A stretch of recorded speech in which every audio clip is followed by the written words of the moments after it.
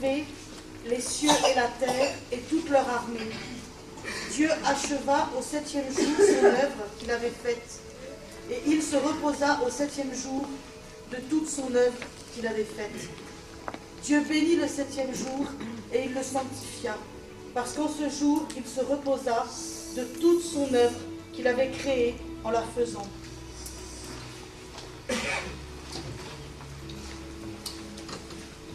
C'est un résumé de toute l'œuvre de la création. On nous dit que Dieu va se reposer au 7e jour. Il va se reposer de quoi? De toute son œuvre. Et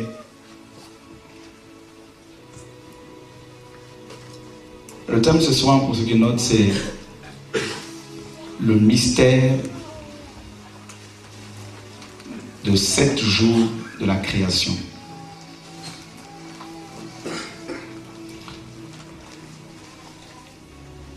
Les 7 jours de la création ne représentent pas forcément les 7 jours de la semaine tels que nous les connaissons. Ce sont tout simplement des temps, des périodes bien définies, des périodes ayant un début et une fin. La Bible nous dit qu'un jour est comme 1000 ans sont comme un jour devant le Seigneur. Donc c'est des périodes. Et il faut comprendre également que Dieu n'a pas mis 7 jours pour créer le monde, mais il a pris 6 jours. J'en parlais hier aux frères. Il n'a pas mis 6 jours, mais il a pris 6 jours. Parce que Dieu, en un clin d'œil, peut tout faire. D'accord? Et pourquoi Dieu a-t-il pris 6 jours ou 7 jours en tout? Parce que c'est 7 jours qu'il a choisi, qu'il a mis à part pour pouvoir façonner les nations, le monde, sont tout simplement des sceaux ou des signatures de tout son plan, de son plan parfait concernant toutes les choses que nous voyons sur la terre, concernant Christ, sa mort, sa naissance, concernant sa naissance, sa mort, sa résurrection, concernant Israël, concernant les nations, concernant l'enlèvement de l'Église, tout.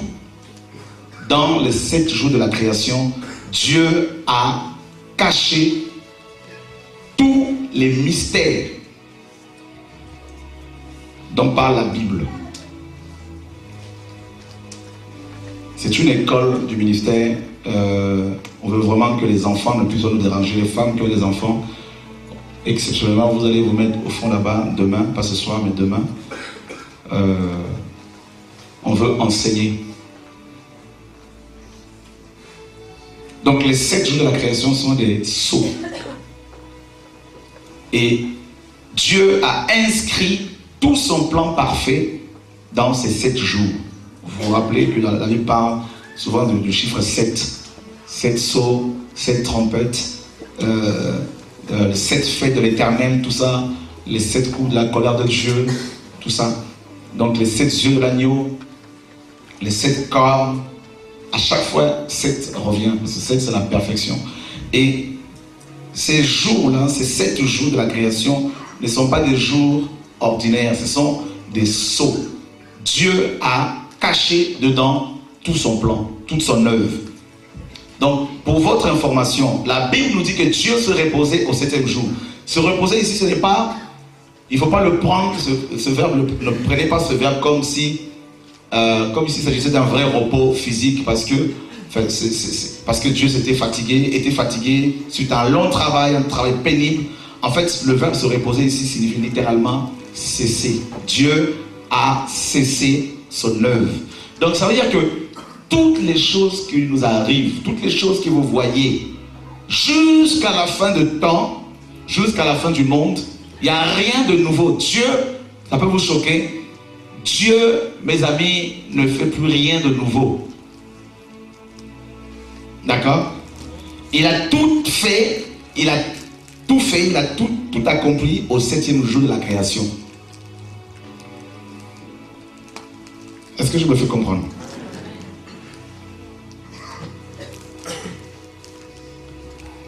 Dieu se reposa au 7e jour. C'est-à-dire Dieu a cessé de travailler. D'accord? Et maintenant, de Genèse à Apocalypse, nous ne faisons que rentrer dans ces 7 jours.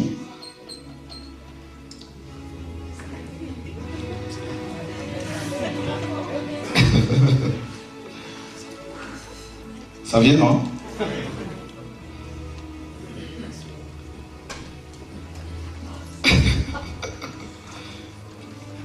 Écoutez, recevez l'illumination. En fait, je veux que tu comprennes ceci. Je veux que tu comprennes que le Dieu de la Bible est tellement puissant qu'il n'est pas surpris par les choses qui nous arrivent, par la mort de Jésus-Christ, par sa résurrection, par la manière dont Satan opère, tout ça. En fait, Satan, les anges, les démons, nous, les magiciens, les sorciers, les quinvoiseurs, tout ça, les marabouts, les voyants, ils sont tous dans les 7 jours. Et nous cheminons vers le 7e jour. D'accord? En fait, ces 7 jours, c'est comme si ce sont des routes sur lesquelles nous sommes en train de cheminer. Donc, il n'y a plus rien de nouveau. Et vous me direz, mes frères, est-ce que tu peux nous le prouver? Oui. Ecclésiaste 1:9, Ecclésiaste 3:15 nous disent clairement qu'il n'y a rien de nouveau sur la terre. Ce qui existe a déjà existé. Et Dieu ne fait que ramener, n'est-ce pas, à la lumière, à la surface, les choses qui ont déjà existé, qui existent. Il n'y a rien de nouveau. Ce sont les dernières illuminations que Dieu vient de me donner là. Enfin, depuis quelques temps, il me les a données, mais l'Esprit l'a peaufiné à la conférence. Alors, comment peut-on comprendre ces choses? En fait, en étudiant les 7 jours de la création, vous allez avoir une telle confiance en Dieu que vous allez, que Satan ne pourra plus vous faire peur si jamais vous avez peur de lui. Vous allez automatiquement avoir confiance en Dieu. Bon.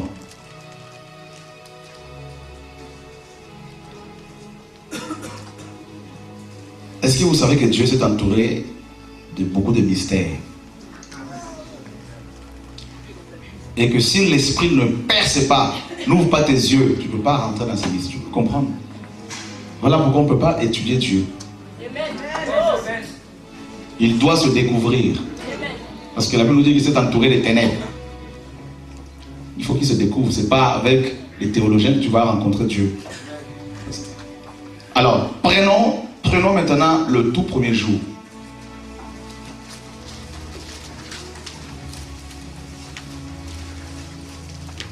Quelqu'un peut nous lire le verset 1er de Genèse 1 au verset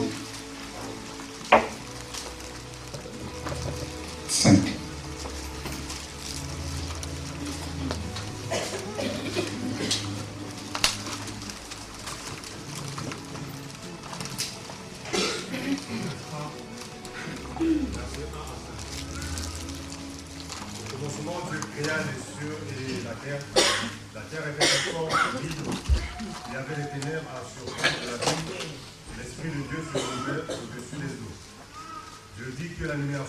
Et la lumière, je dis que la lumière était bonne, Dieu sépara la lumière d'avec les ténèbres. Dieu appela la lumière jour et il appela les ténèbres nuit. Au commencement, Dieu créa les cieux de la terre était informe et vide. Nous savons qu'ici, la terre, la traduction littérale, n'est-ce pas, dit la terre devint informe et vide. La terre est devenue informe et vide. D'accord? Donc, on comprend par là que c'est parce que Satan, entre le verset 1 et le verset 2, Satan, donc la chute de Satan est intervenue.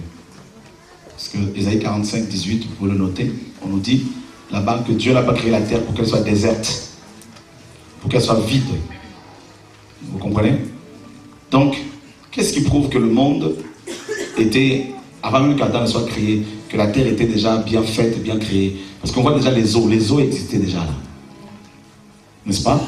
Il y avait les eaux qui étaient là, et on nous dit que la terre était informe et vide, c'est-à-dire tohu bohu, littéralement chaotique, lieu du chaos. D'accord? Amen. Donc ici nous voyons au verset 2, la première chose que nous voyons c'est le chaos. Vous notez, hein? La deuxième chose que nous voyons c'est quoi? Il y avait les ténèbres à la surface de... C'était le règne des ténèbres.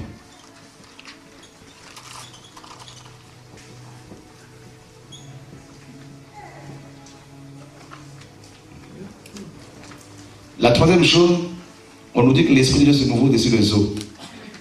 Bon. Le verset 3, on nous dit, au verset 3, Dieu dit que la lumière soit. Et la lumière fut. C'est l'apparition. Hein, c'est la lumière. L'apparition de la lumière.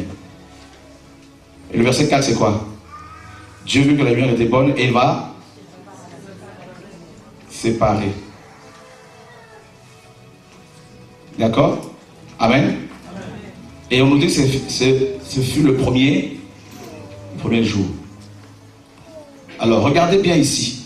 Nous sommes au premier jour de la création. On a vu que le Seigneur, notre Dieu, a cessé de travailler au 7e jour. Il ne travaille plus. Il a tout accompli, il a déjà tout fait. Le 7e jour, c'est l'accomplissement de tout le plan parfait du Seigneur. Tout. Alors, quand on étudie ces jours, chaque jour de la création nous révèle en fait le plan parfait du Seigneur. Chaque jour de la création nous révèle, mes amis, en fait chaque jour de la création est une prophétie. D'accord? Chaque jour de la création est un mystère que l'Esprit, en ce temps de la fin, est en train de révéler, de briser. Paul avait reçu cela, mais malheureusement la religion a caché ce mystère. Et chaque jour de la création est une, n'est-ce pas, signature.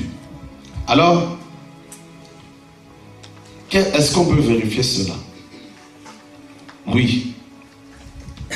On nous dit qu'il y a eu le chaos, tohu bohu, suite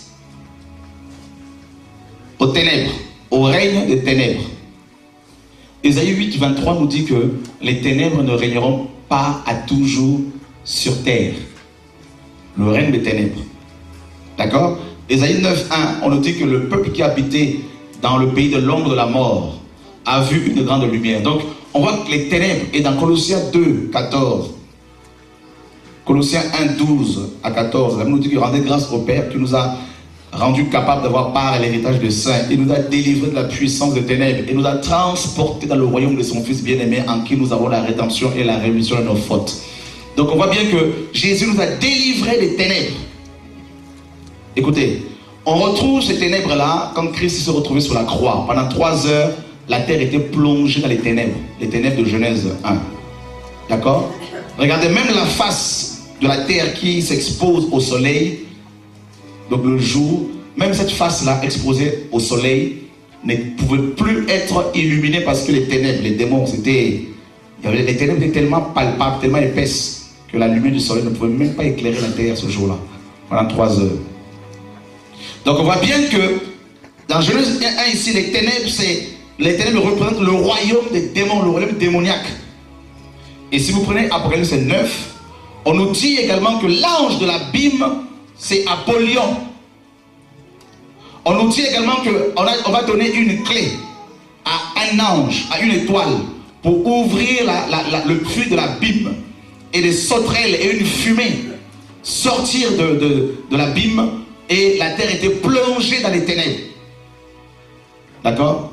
Donc on comprend que ici, les ténèbres ici qui étaient à la surface de l'abîme ont pour roi Apollyon, ont pour empereur Apollyon, l'ange de l'abîme, le destructeur, Apollyon ou Abaddon.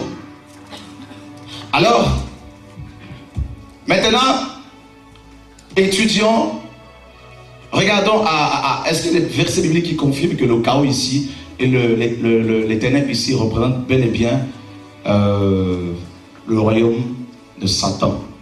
Est-ce que la terre était chaotique parce que Satan avait été précipité, était déchu? Oui, on peut le prouver. En fait, pour votre information, le premier jour de la création, dans le premier jour de la création, Dieu a caché le règne de l'Antéchrist.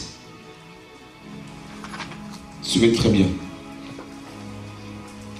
Vous inquiétez pas, c'est très cohérent ce qui va être dit. Alléluia. Regardez. Genèse 1, en fait, le premier jour nous renvoie à Apocalypse 13. Donc, Donc pour vous dire que ce sont des choses qui ne sont pas nouvelles, Jean, tout ça les avait reçus. Apocalypse 13, quelqu'un peut nous lire le verset 1er.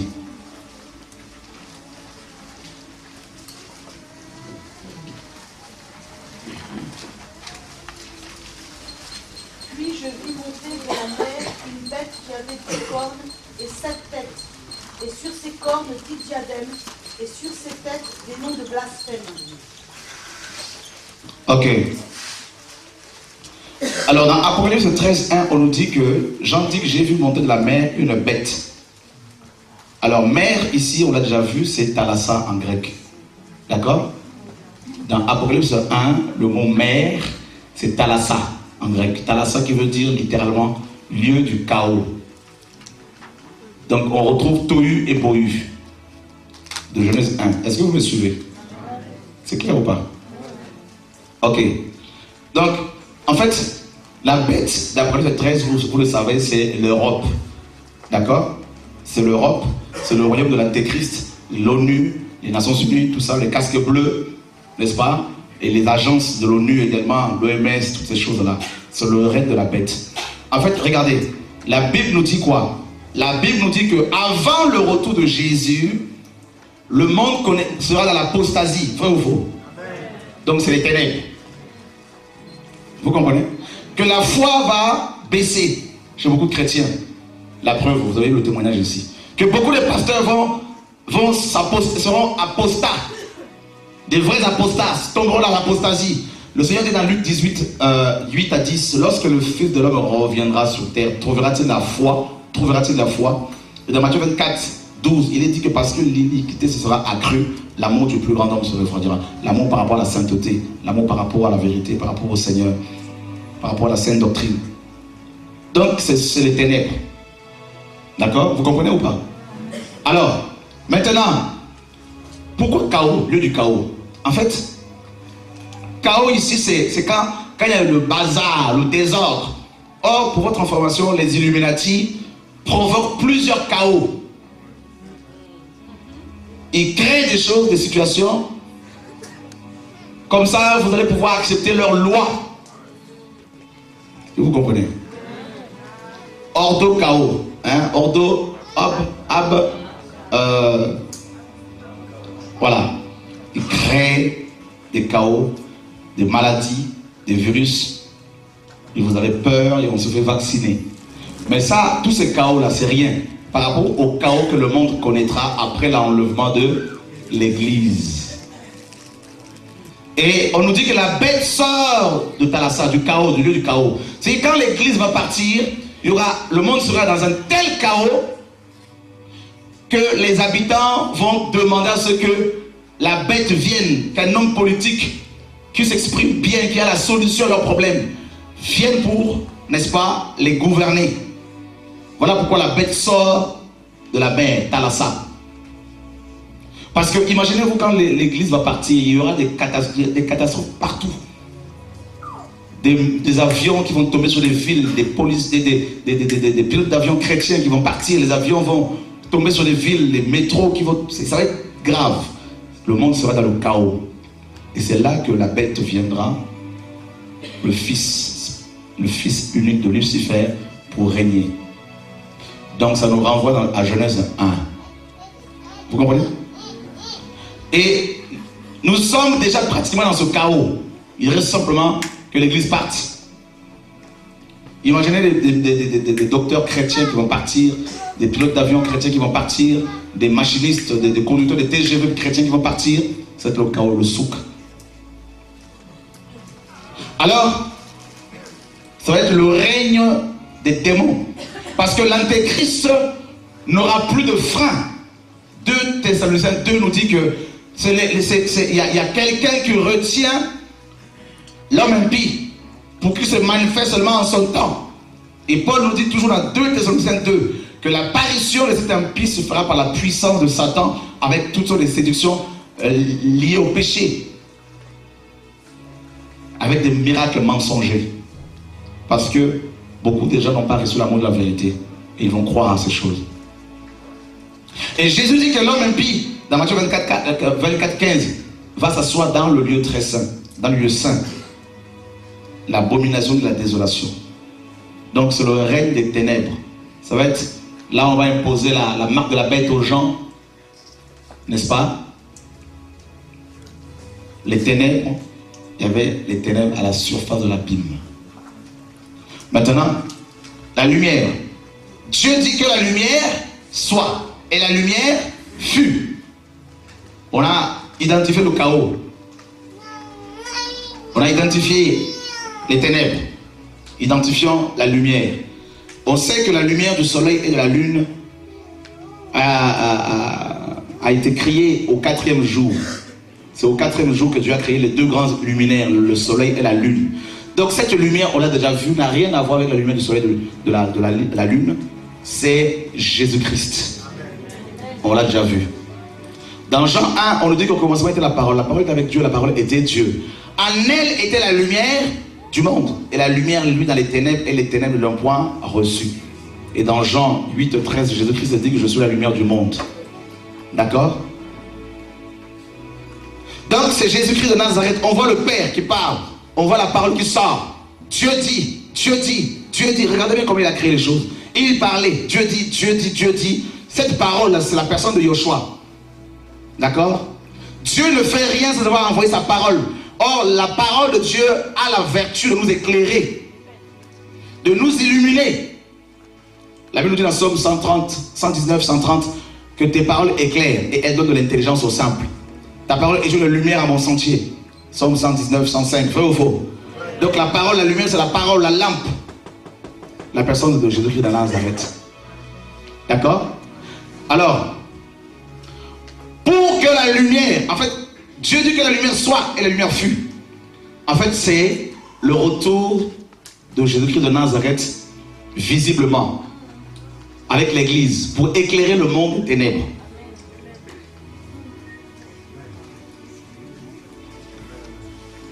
Est-ce que vous me suivez? Est-ce que vous avez l'éclairage?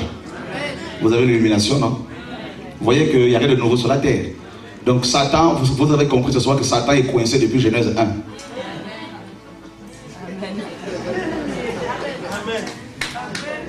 Alors vous avez compris pourquoi Jude 14 dit que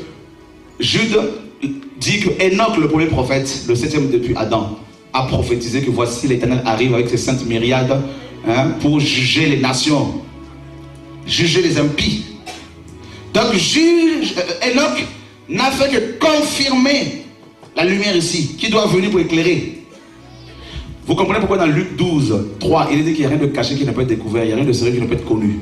Et ce jour-là, quand Christ va revenir avec l'église, la lumière du monde va éclairer l'état des cœurs, va éclairer, va faire la séparation entre le bouc et les brebis, donc séparation. La parabole de l'ivraie et du blé. Seule la lumière peut éclairer les cœurs et là on va pouvoir séparer. Parce que vous comprenez un peu les choses. Amen, amen, amen.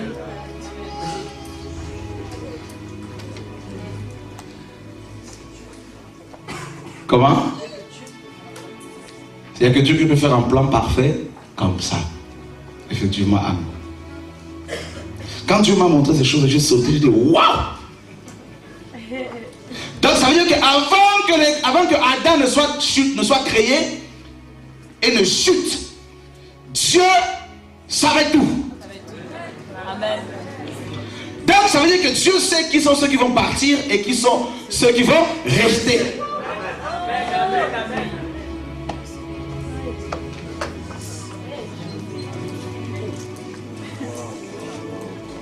Waouh, waouh, waouh, waouh, waouh, waouh. Il dit, je suis le seul Dieu, créateur du ciel et de la terre. Il dit, qui peut prédire les choses à l'avance? Qu'il vienne et qu'il me les annonce. Je suis le seul Dieu qui prédit avec précision, dira-t-il à Esaïe. Voilà pourquoi on dit que la parole de Dieu est la prophétie par excellence. C'est la même chose que Genèse 11. Ils ont construit la tour de Babel et Dieu dit descendons. Voilà, c'est la lumière qui descend. C'est le retour du Seigneur pour juger Babylone. Bientôt, le Père dira que la lumière soit.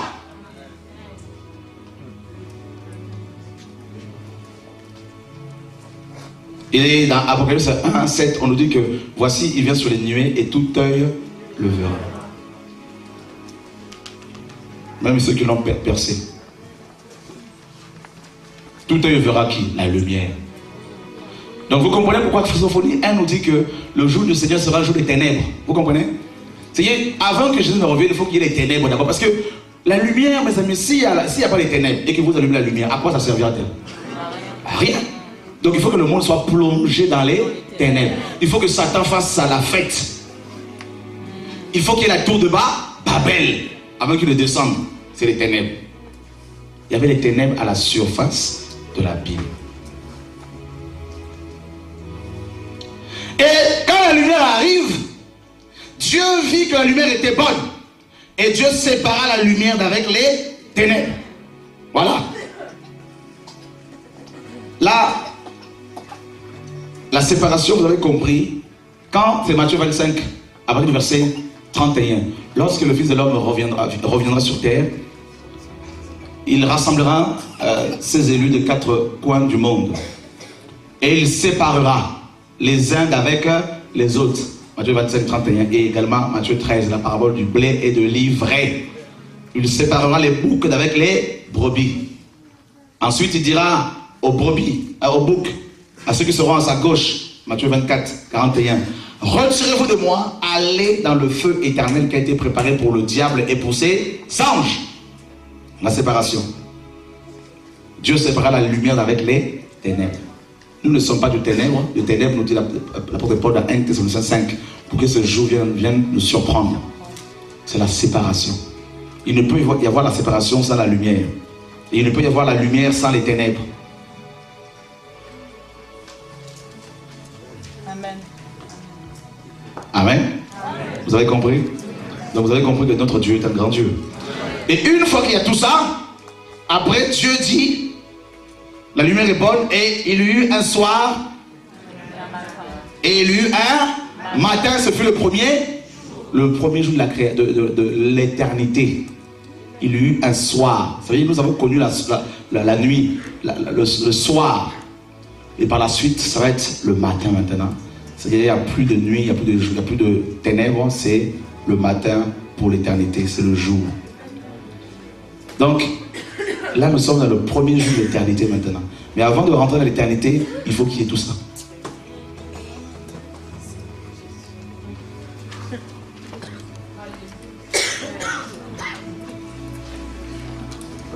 Alléluia. Amen.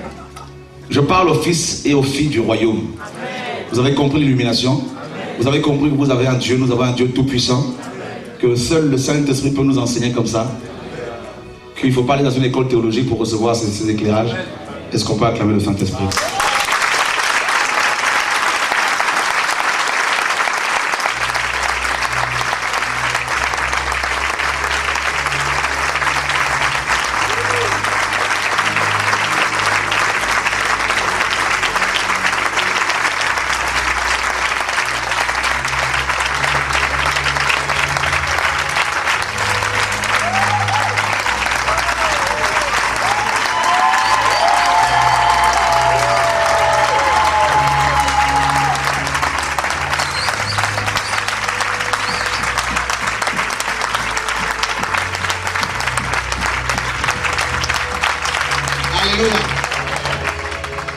Quelqu'un a eu une vision où il voyait l'ange Gabriel venir avec des nouveaux rouleaux. Et tout ça. Ça doit nous amener à craindre Dieu.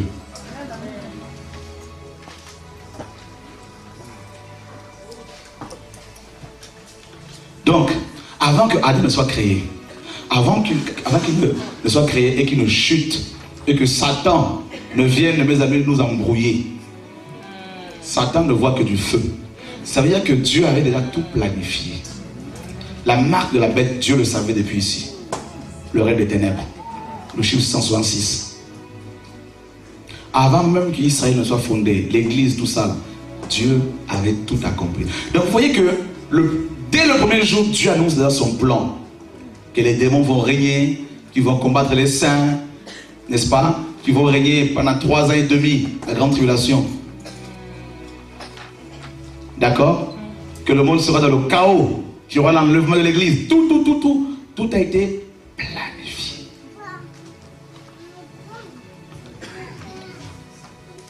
La religion a caché la grandeur de ce Dieu. On nous a parlé des jours de la création, mais l'Esprit nous ouvre l'intelligence afin que nous comprenions que ce ne sont pas des jours ordinaires, ce sont des plans. La Bible dit que Dieu est le grand architecte. Dans Hébreux 10, 14. Dans Hébreux, on va le lire, mes amis, lisons-le. Qui est cet architecte-là qui n'a pas de plan? Donc les 7 jours de la création, ce sont des plans. Hébreux 10. Hébreux 11, pardon. Le verset 10. On va le lire tous à haute voix. Hébreux 11, 10. 1, 2, 3. Car il attendait la cité qui a de solides fondements, celle dont Dieu est. Dis à ton voisin, Dieu est un architecte. Bon. Avez-vous déjà vu un architecte sans plan? Donc vous comprenez que quand il a créé le monde, il avait des plans. Et ces plans sont les 7 jours de la création.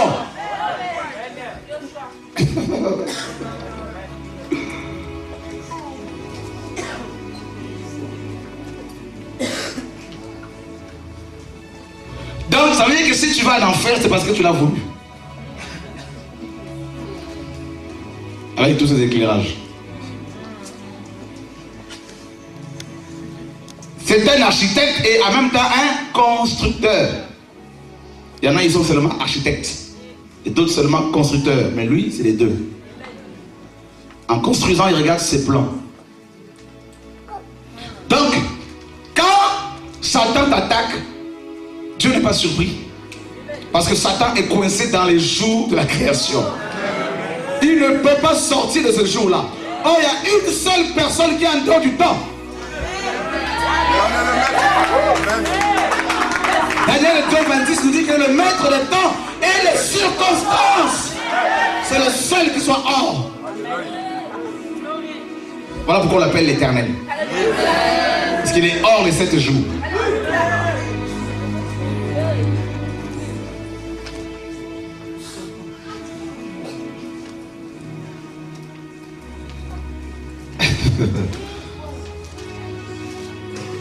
Alors on nous dit non, Genèse c'est l'Ancien Testament. Qui vous a dit ça, Genèse c'est l'Ancien Testament? Dis à ton voisin, religion. L'Ancien Testament c'est la loi de Moïse. C'est la loi cérémonielle. Dîmes, temple, soutane, tout ça, c'est l'Ancien Testament. Sacrifice d'animaux. Mais Genèse ici, vous voyez, on est en Genèse là, mes amis. On est encore le premier jour. Je vais te dire une chose, toute la Bible se trouve dans les 7 jours. Amen. Toi, moi, tous, nous sommes dans les 7 jours.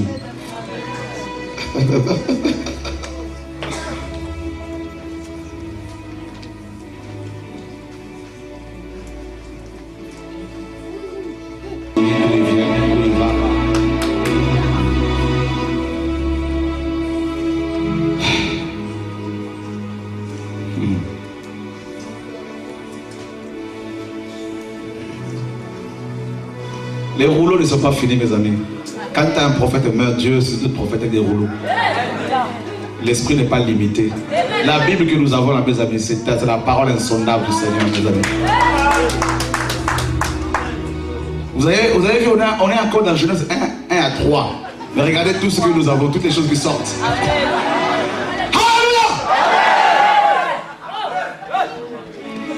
Alors, ne me parlez pas du Coran, ne me parlez pas de quel livre, je ne sais pas.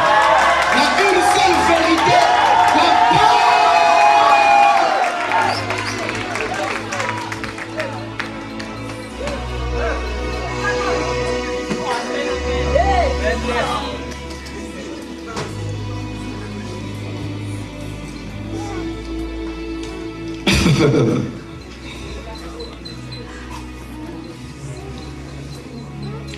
Quand la lumière est venue d'abord sous la forme humaine, les ténèbres ont voulu l'éteindre. 3 heures, la terre était plongée dans les ténèbres. Mais ce n'était pas encore là, le Père n'avait pas encore dit que la lumière soit.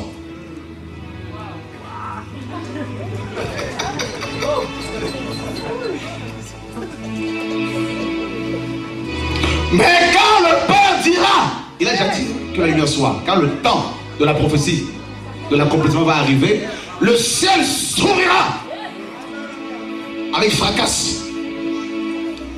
Et tout œil verra la lumière. Parce que même les yeux fermés, cette lumière-là, tu la vois. Voilà pourquoi on nous dit que le roi de la terre va se cacher. Vous comprenez pourquoi la Bible dit que son visage brille comme le soleil dans toute sa force. Et Jean nous dit que nous verrons sa face telle qu'elle est.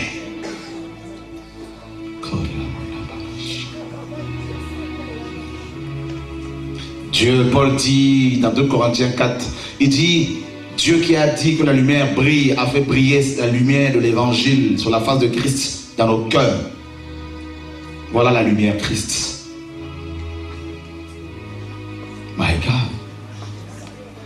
Alors on perd du temps dans la religion, le système religieux. On perd du temps, mes amis, dans les cancans, dans les machins, tout ça, là, dans le péché. Et alors que Dieu est en train de nous préparer, de préparer son peuple. Dieu ouvre, les sceaux sont déjà ouverts, mes amis. Nous devons rentrer dedans, recevoir l'illumination. Parce que quand on reçoit l'éclairage comme ça, mes amis, on n'a plus peur de la mort. Parce qu'on vous dit, Dieu est tellement grand qu'on ne peut plus avoir peur de la mort, c'est fini. Voilà.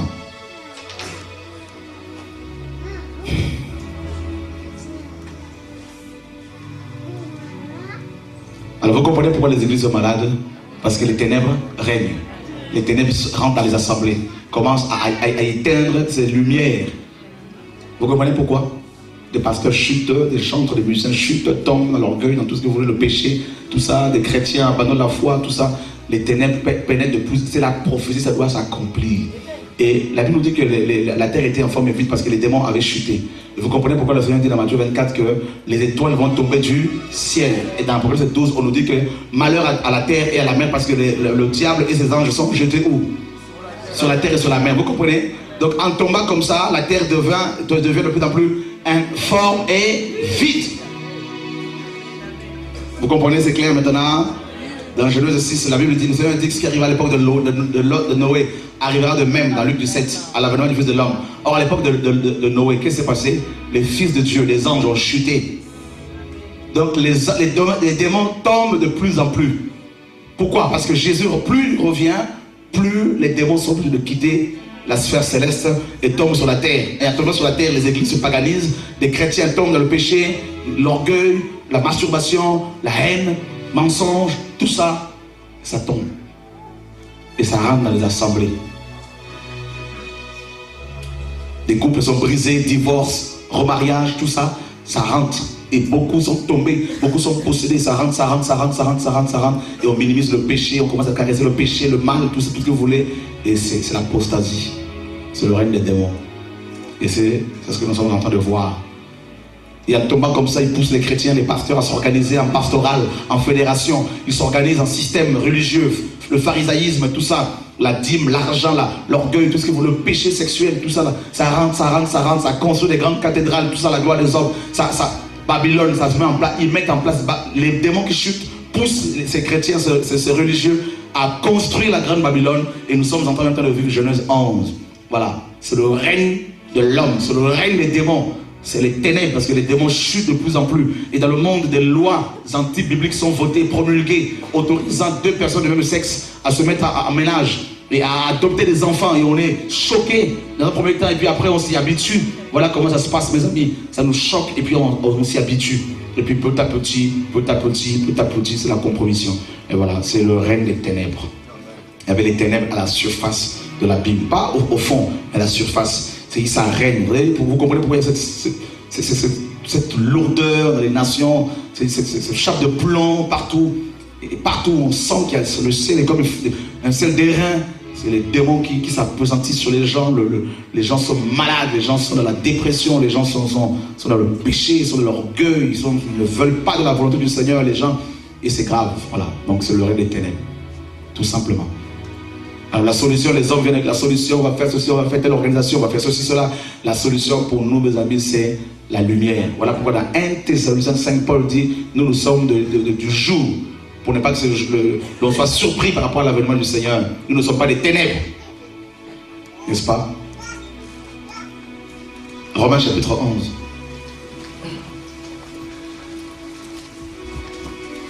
On va tous lire.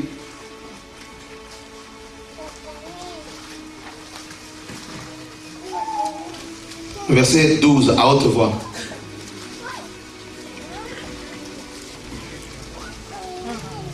Un, deux, trois. Romains 13, 11. Romains 13, 12, pardon. C'est autant pour moi. Romains 13, 12. La nuit est avancée, le jour, voilà. Dépouillons-nous donc des... Remettons-nous des armes de la lumière. Voilà. Le jour la nuit est avancée. Vous comprenez pourquoi nous sommes à minuit. Maintenant dans l'horloge de Dieu. Nous sommes pratiquement à minuit. Or c'est à minuit, d'après Matthieu 25, 6, que quelqu'un est venu pour crier. Réveillez-vous car l'époux est... Voilà.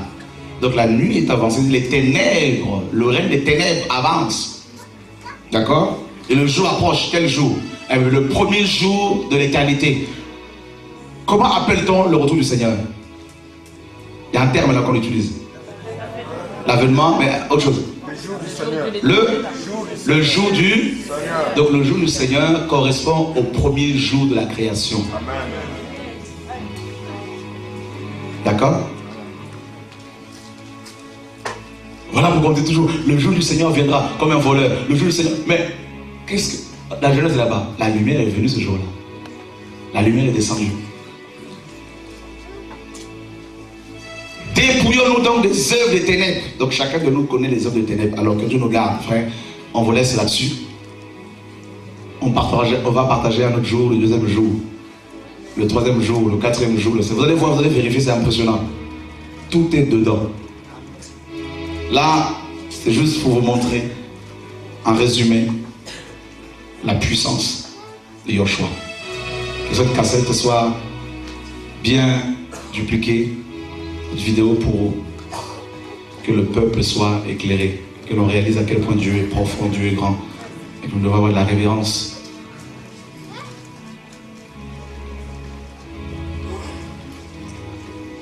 Notez toutes vos questions. Vous en avez ce soir, non? Questions? Hein? Ouais? Allez, posez-la alors. Je voulais savoir en fait, donc Dieu il a créé en fait, c'est lui qui a créé les ténèbres. Et j'arrive pas à comprendre en fait. Non, pas du tout. En fait, Dieu n'a pas créé les ténèbres. Dieu a créé Lucifer. Dieu a créé, il n'était pas encore dans la rébellion. Satan. Il n'a pas créé Satan. En fait, on l'appelle Lucifer l'ange de lumière. N'est-ce pas? Et il n'était pas encore devenu Satan. Il était parfait d'après Ézéchiel 28 et Ésaïe 14. C'était un chérubin protecteur. Il a choisi de suivre sa propre voie. Et il est devenu, n'est-ce pas, le serpent ancien. Donc il a entraîné, d'après Apocalypse 12, un tiers d'étoiles, un tiers d'anges à sa rébellion. D'accord, à cette période-là, en fait, dans Genèse 1, c'est pas vraiment les ténèbres au point où, pour l'instant, il n'y a pas la désobéissance en fait. Si, là il était déjà tombé et déchu, chassé du ciel. Ah ouais.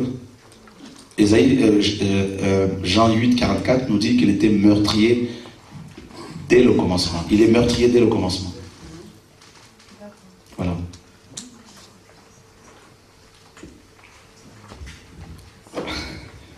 Ouais. En fait, moi, ma question, c'est que j'ai compris.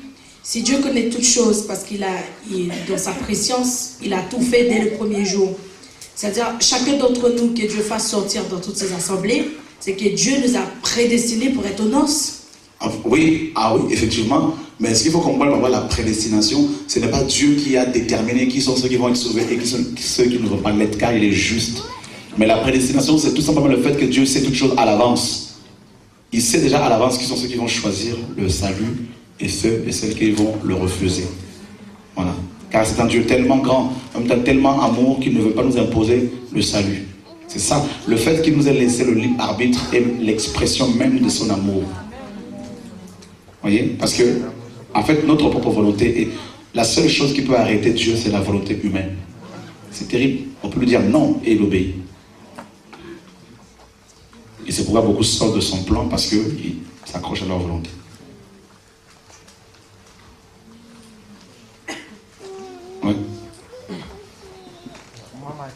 c'est concernant le jardin d'Éden.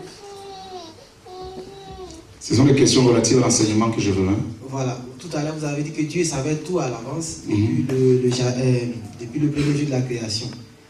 Et bon, il savait que tout, concernant la bête et tout cela, Dieu était au courant. Et pourquoi est-ce que Dieu il a créé l'arbre de la connaissance du bien et du mal, sachant que Adam et Ève pouvaient être tentés? Oui, justement, mais c'est la question que tu l'as eue tout à l'heure. Oui. Dieu, regarde. Il est tellement grand qu'on ne peut pas le comprendre.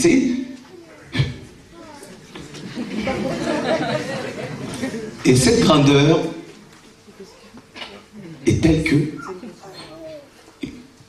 il est en même temps en fait, rempli d'un tel amour qu'il t'a créé si petit et te dote d'un tel pouvoir nommé volonté. Parce qu'il se dit, comme je suis trop puissant, tellement grand, si je crée un homme tellement petit et que je lui impose ma volonté, ce ne serait pas juste, parce qu'il est tellement juste. Il est tellement amour, il est tellement grand, il est tellement juste, il est tellement bon qu'il te donne la puissance terrible, une puissance plus dangereuse que toutes les bombes réunies. Parce qu'à cause de cette volonté, il y a tous ces problèmes. Tu vois? Et maintenant, il te dit, voilà, je te donne cette volonté-là. Et je mets l'arbre, la connaissance du bien et du mal. Cet arbre qui se sert à l'initiation luciférienne. Que le mal, c'était les ténèbres, justement, qui étaient déjà là. Et l'arbre de vie. Les deux arbres étaient au milieu du jardin. Donc, c'est le chemin de la mort et le chemin de la vie. Il y a toujours ces deux choses, hein, deux réalités, Babylone et Jérusalem. Tu vois? Maintenant, il te dit, bon, voilà, choisis l'arbre de vie. J'ai mis devant toi deux chemins, la vie et la mort.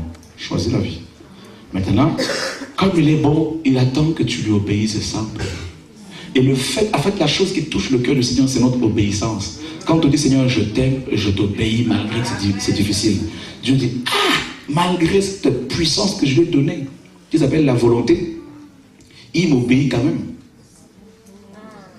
Donc il me rend cela, il me dit, en fait, c'est toi qui mérites cette volonté. Voilà pourquoi dans le journal de Gethsémani, le Seigneur dit, si c'est possible que cette coupe s'éloigne de moi, mais toutefois, non, ma volonté, mais ta volonté. Pourquoi beaucoup de chrétiens échouent-ils dans leur ministère? Ils sont accrochés à leur volonté. Ils sont accrochés à leur plan, accrochés à leur volonté, leur vision des choses. Voilà pourquoi ils passent à côté, parce qu'ils veulent le réveil, ils veulent la puissance de Dieu, ils veulent le succès, mais ils ne veulent pas de la volonté du Seigneur. Voilà, je vous laisse là. Il faut qu'on vous laisse un peu avec l'eau à la bouche aussi. Et l'école continue. C'est bien beau de parler de la volonté du Seigneur, ouais, c'est merveilleux. Hein? Regarde, un des secrets du ministère qui nous a confié, qui m'a confié, c'est la volonté. Je lui ai donné ma volonté. C'est pas de la prétention. Mes amis, vous croyez quoi là? Si ce n'était pas le cas, on allait faire des choses terribles ici. Vous savez le nombre de frères qui sont avec nous là, il y en a qui ont vraiment l'argent, à qui on aurait pu dire, ton villa, ta villa là c'est pour moi. Ils allaient dire quoi? Je vais vous dire une chose, au jour d'aujourd'hui, si tu prends une bouteille d'huile, tu pries dessus, tu dis, bon, Dieu m'a donné une révélation. Qui sont ceux qui vont refuser d'acheter? Peut-être 10% seulement, 90% vont acheter. Vous croyez quoi? On peut acclamer le Seigneur, non? Look.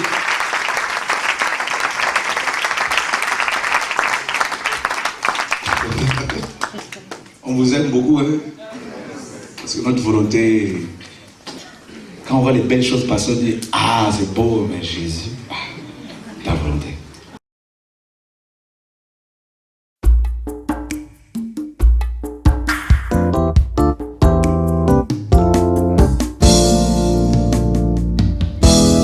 Jésus est le maître, le temps ne peut le contenir.